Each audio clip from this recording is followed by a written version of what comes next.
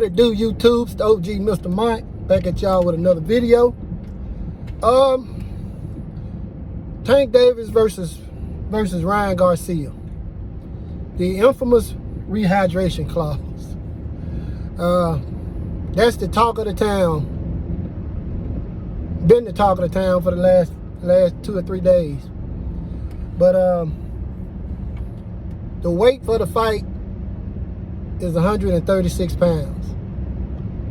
There's a rehydration clause that says the day of the fight, the morning of the fight, Ryan Garcia can be no more than 10 pounds above the 136 pounds. So he can't come in no more than 146 pounds that morning. It's similar to the clause that's part of the IBF's rules. If you're a champion, in the IBF, you cannot come in more than 10 pounds over the weight. Whether you had welterweight, heavyweight, lightweight, whatever.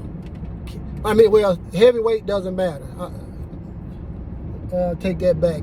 Doesn't matter with heavyweight. It's just from cruiserweight on down. Now,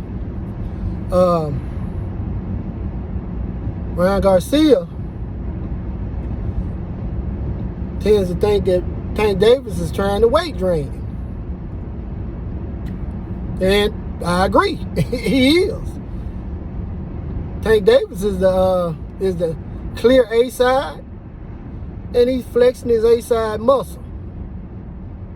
So, you know, any advantage that he can get, he's taking it.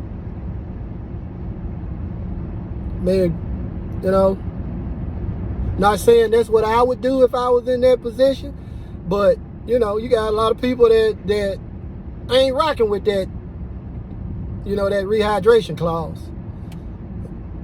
They cool with the 136 pound weight limit, but they ain't rocking with that rehydration clause. And, you know, in reality, these rehydration clauses and all this stuff really has no place in boxing, but it's here. You know, it's been like that. You got Canelo Alvarez, who created his own weight, and he did that to keep from boxing particular fighters. So I mean, you know, it is what it is. Unfortunately, this stuff exists in boxing, and you know we got to deal with it. So you know, Tank Davis put in the contract that Ryan Garcia can't weigh no more than 146 pounds the day of the fight, the morning of the fight. You know, after he weighs in that morning, he can put on more weight, but you know, he can't balloon up the way he want to. You know, starting after that weigh-in. There's only so much weight he can put on between then and the fight, you know, before it starts affecting, you know. But anyway, you know, Ryan Garcia is complaining about that rehydration clause. And, you know, I understand, but Ryan Garcia did not have to sign that contract. He signed the contract. I mean, I wouldn't have said nothing about it until the fight was over. And it would have leaked saying you lost that fight, which I expect you to lose by vicious knockout. I would leak that. But I wouldn't have said nothing until after the fight. Because right now, all you're doing is putting excuses out there. But, you know, my take on the whole thing, I mean, hey, man, you signed the contract. You signed the contract. So don't be complaining. Don't be complaining about Tank Davis trying to weight drain you. Now, what I will do is I will commend you for actually taking this fight. You wanted to fight, no doubt. You wanted to fight. You've been calling for the fight for years. Now, from my point of view, I think you want that fight simply because of the amount of money that fight is going to bring in. Not because you actually want to fight Tank Davis. But man, money make you do crazy things. It makes you do crazy things. And this fight is going to make some change. From what I'm hearing, it's already sold out.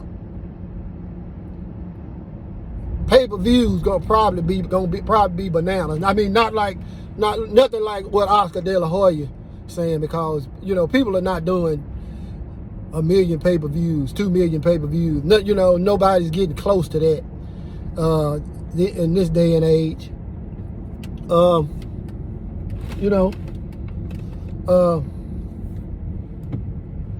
So yeah, you took this fight not because you wanted to fight Tank Davis so bad, but this is probably going to be the biggest fight of your career. It is, no doubt. It's going to be the biggest fight, definitely the most lucrative fight of your career. But in my opinion, it's a mismatch. It's a freaking mismatch.